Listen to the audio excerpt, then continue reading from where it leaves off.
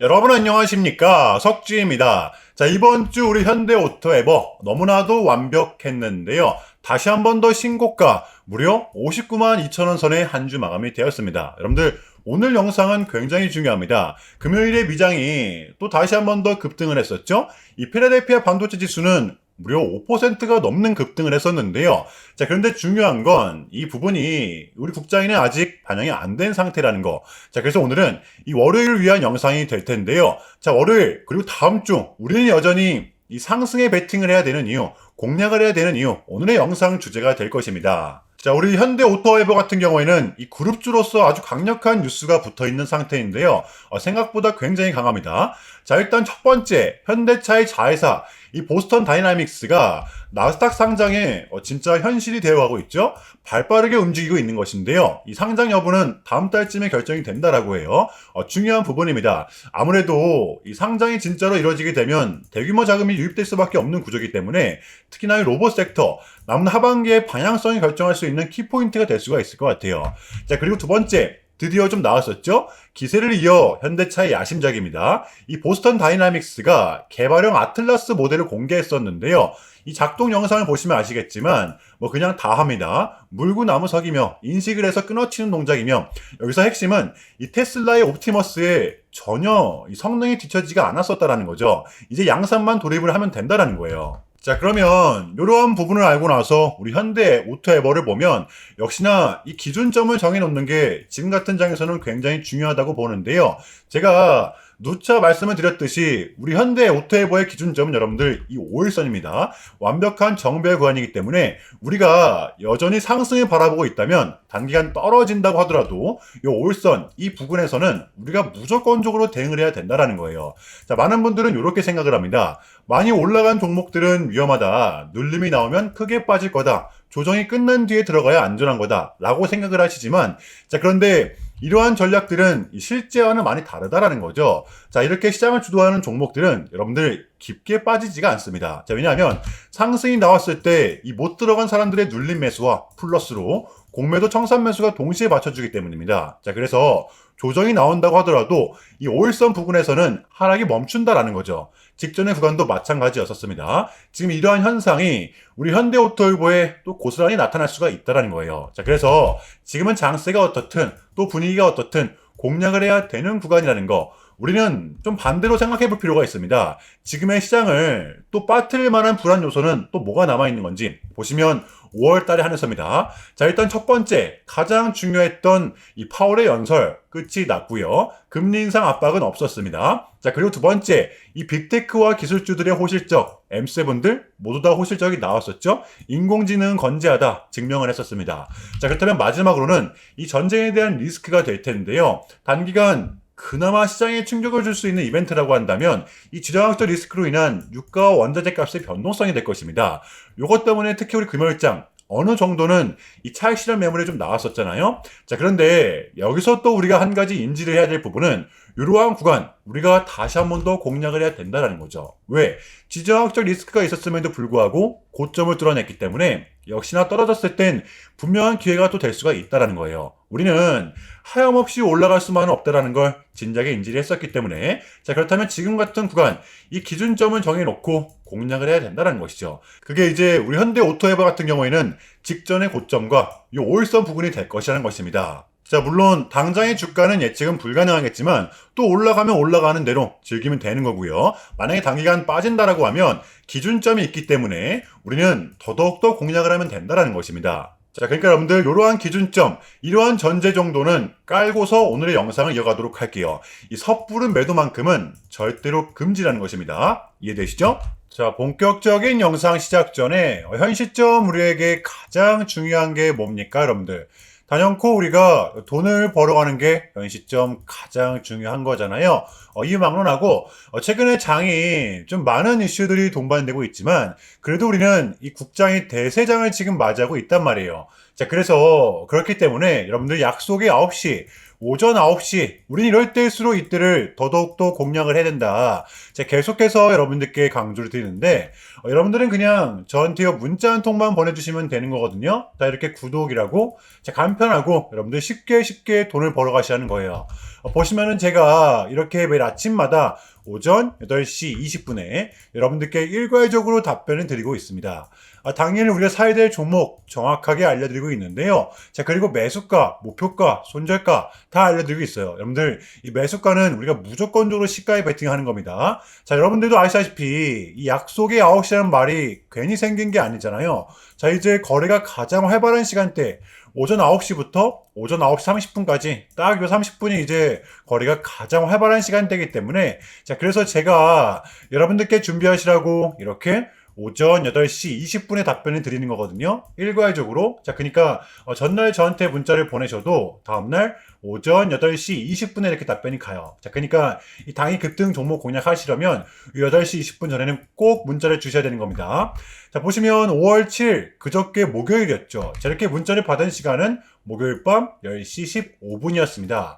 자, 그런데 제가 어제 아침에 5월 8일 금요일 석주픽 오늘의 관심 종목은 CG트로닉스입니다 라고 말씀을 드리면서 지금은 시총이 낮은 종목들의 순환 펌핑이 이어지고 있다. 자, 오늘은 무조건 광통신, 그 중에서도 엔비디아와 엮여있는 종목들을 보자. 자, 어제 새벽 이 젠슨왕이 말을 하길 구리는 너무나도 느리다. 기존 데이터 센터의 구리 배선을 광섬유로 대체할 것이다. 또 강조를 했었잖아요. 자, 게다가 이 CG트로닉스 같은 경우에는 하필 또 공교롭게도 이 목요일에 시간에서 리브랜딩에 대한 공시까지 나왔었기 때문에, 자, 그래서 우리는 일봉상 5일선 이 단기 평선을 공략할 수 있을 것이다. 강조를 했었단 말이에요. 자, 여러분들 금요일의 봉은 빼고 보셔야 됩니다. 제가 결정적으로 왜 이 종목을 여러분들께 추천을 드렸냐면 이 3박자가 또 딱딱딱 들어맞았었기 때문인데요.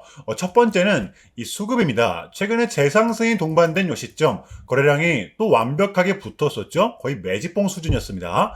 자, 그리고 두 번째, 이렇게 강한 수급이 동반되다 보니까 자, 이렇게 쏟아냈던 구간, 수차례 돌파 시도 끝에 올라온 구간에서 목요일에 이렇게 지지가 나왔었다라는 거죠. 직전의 저점 부근, 직전의 고점 부근에서 버텨냈었다라는 거예요. 게다가 정배열 구간, 완벽한 정배열 구간, 모든 이평선 위에서 마감을 했었기 때문에 보시면 이때 또 이때 확률상 다를 게 없었다라는 것입니다. 자, 그렇다면 마지막으로는 이 뉴스 시간에서 목요일 시간에서의 공식까지 나왔다, 뉴스까지 붙었다. 이거는 우리가 공략을 안 할 이유가 없었다는 것입니다. 배팅을 분명 해볼 만한 자리였었다는 거죠. 여러분들 이 손익비도 굉장히 좋은 자리였습니다.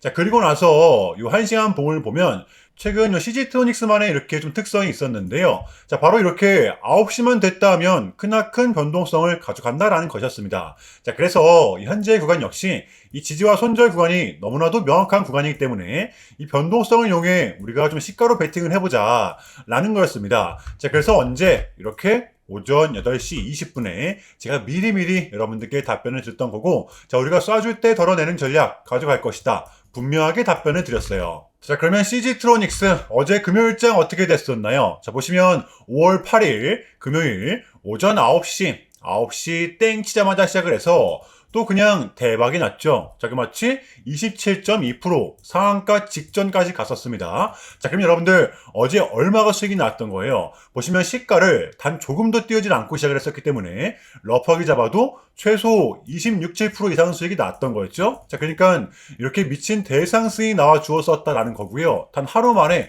그것도 몇 분 만에 여러분들 이러한 수익을 챙겨갈 수가 있었다는 거고, 자, 돌아오는 월요일장도 기대해서 좋습니다. 제가 매일같이 여러분들께 이렇게 알려드리고 있기 때문에 제발 요 기회 잡으시길 바랄게요. 이보다 더 간편할 수는 없습니다. 여러분들은 그냥 요 오전 8시 20분에만 제 문자 답변을 확인하시면 돼요. 자, 그만큼 쉽게 돈 벌어가시라는 거고, 자, 이렇게까지 말씀을 드려도 의심하시는 분들이 분명 계실 거란 말이죠. 자, 그러면 이 문자를 한번 받아보시고 결과를 한번 보세요. 자, 우리가 하루 이틀 늦게 매매를 한다라고 해서 달라질 건 없기 때문에 제가 매일같이 여러분들께 이렇게 알려드리고 있잖아요. 속는 셈 치고 확인 한번 해보시라는 겁니다. 자, 아시겠죠? 제발 놓치지 마세요. 자, 우리 여러분들 나도 한번 경험해보고 싶다, 확인 한번 해봐야겠다 하시는 분들은요, 밑에 제 개인 번호입니다. 자, 010-6793-3998번으로 간단하게 구독이라고만 문자 한 통 남겨주시면 됩니다. 다시 한 번 더 말씀을 드릴게요. 자, 010-6793-3998번으로 간단하게 구독이라고만 문자 한 통 깔끔하게 남겨주시면 됩니다.